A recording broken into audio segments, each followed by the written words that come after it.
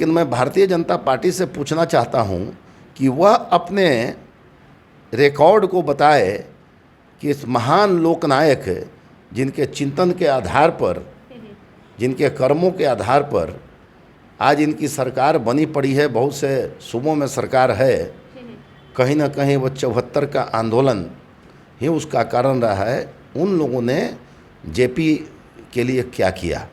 नमस्कार, आप news for nation देख रहे हैं। मैं हूं आपके साथ वंदना। बीजेपी प्रदेश अध्यक्ष संजय जायसवाल ने आज जमकर नीतीश कुमार पर हमला बोला है। उन्होंने कहा है कि जिस तरह से माल्यार्पण करने पहुंच रहे हैं स्वतंत्रता सेनानियों के ऊपर, और जिस तरह से जेपी नारायण का भी उन्होंने नाम लिया और कहा कि 17 साल के बाद मुख्यमंत्री नींद से जागे हैं। मैं उनसे पूछना चाहता हूँ कि क्या यह प्रोग्राम जो है उनका आगे भी रहेगा, क्योंकि ये सवाल इसलिए जदयू से है क्योंकि जदयू की तरफ से एक बड़ा कार्यक्रम होने वाला है लोकनायक जयप्रकाश नारायण के पुण्यतिथि को लेकर के। क्या कुछ उसमें तैयारी है और किस तरह का होगा, इस विषय पर हमारे साथ बात करने के लिए हैं जदयू प्रवक्ता और पूर्व एमएलसी रणबीर नंदन जी। कैसे देख रहे हैं इसको, क्योंकि बीजेपी भी कोई भी कसर नहीं छोड़ रहा है निशाना साधने से। देखिए वंदना जी, आपने जो कुछ बातें कही हैं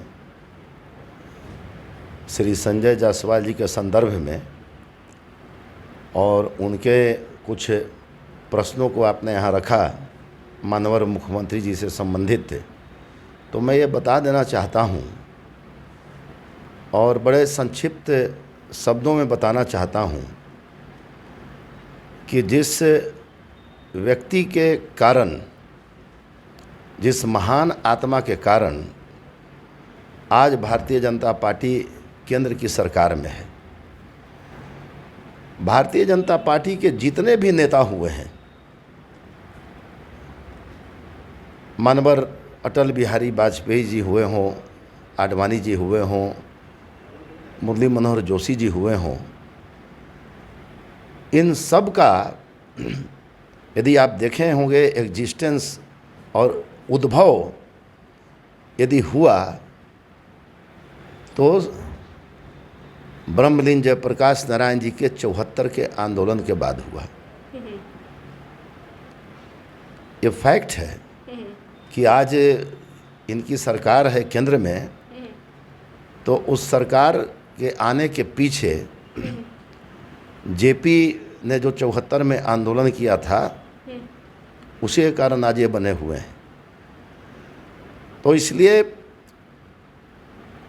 किसी भी बातों को कहने के पहले आत्मचिंतन ये करना चाहिए कि हमने क्या किया।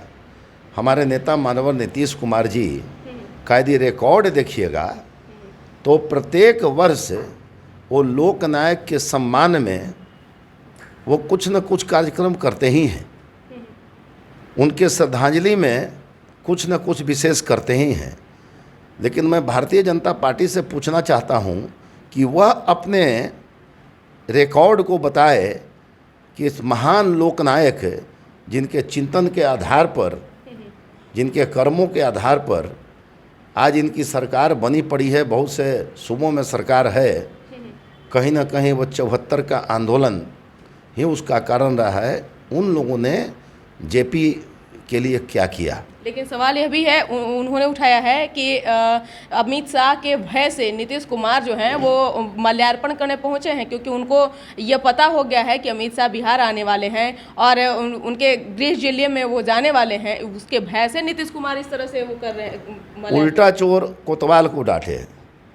जेपी आंदोलन और ये जो 11 तारीख को जेपी की जो जयंती है, वो पहले वो बताए ना कि घोषणा किन्होंने किया। पहले घोषणा हम लोगों ने की है। इतना बड़ा कार्यक्रम जो बापू सभागार में हम लोग ले रहे हैं, हम लोगों ने जब घोषणा कर दी और जेपी की कहानी नीतीश कुमार की जुबानी जब ये पूरे बिहार में क्या है तो पूरे देश में जब ये प्रचारित हो गया कि माननीय नीतीश कुमार जी जेपी की कहानी को बताएंगे, उसके बाद इनकी नींद खुली है। उन्होंने कहा कि पहला बार देखा गया है ऐसा कि नीतीश कुमार माल्यार्पण करने पहुंचे हों। क्या ये आगे भी सिलसिला जारी रहेगा? नहीं, पहले बार मैं तो ही कह रहा हूँ कि पहली बार नीतीश जी ने नहीं ये काम किया है। नीतीश जी यह काम हमेशा किए हैं कि जेपी की जयंती पर नीतीश कुमार जी ने बाजाप्ते माल्यार्पण कर उनकी जयंती को राजकीय समारोह घोषित किया है और आज पुण्यतिथि को भी राजकीय समारोह घोषित कर दिया गया।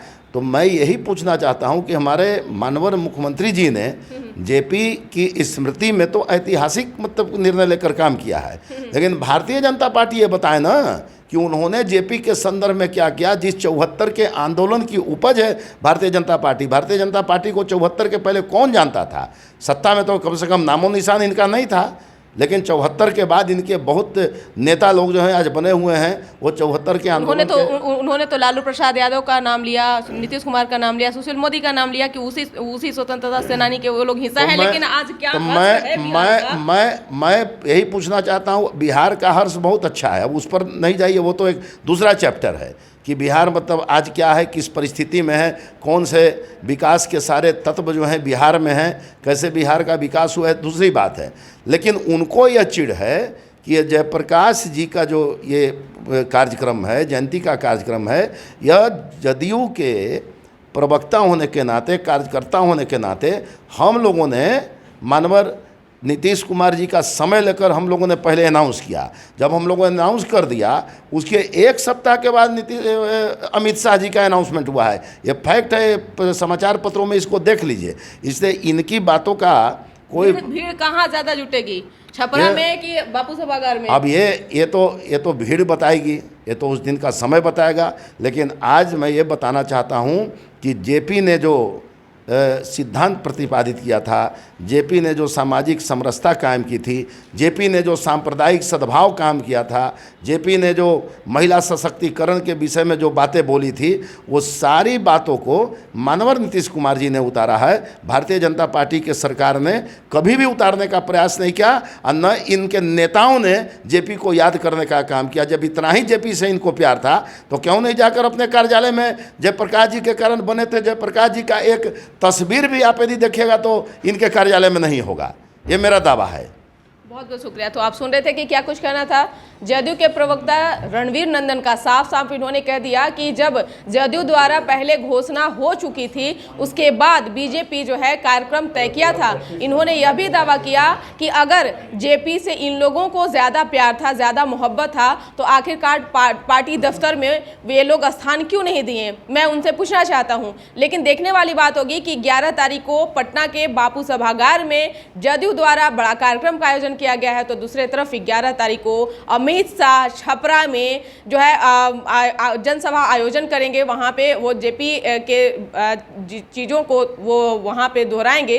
तो कहाँ वो तस्वीर बिहार में आगे चल कर के क्या कुछ रंग लेता है, वो भी हम आप तक जरूर साझा करेंगे। इस कर बस इतना ही। बने रहिए न्यूज़ फाउंडेशन के साथ। अब तक के हमारे चैनल को सब्सक्राइब नहीं किया है तो कर लीजिए। धन्यवाद।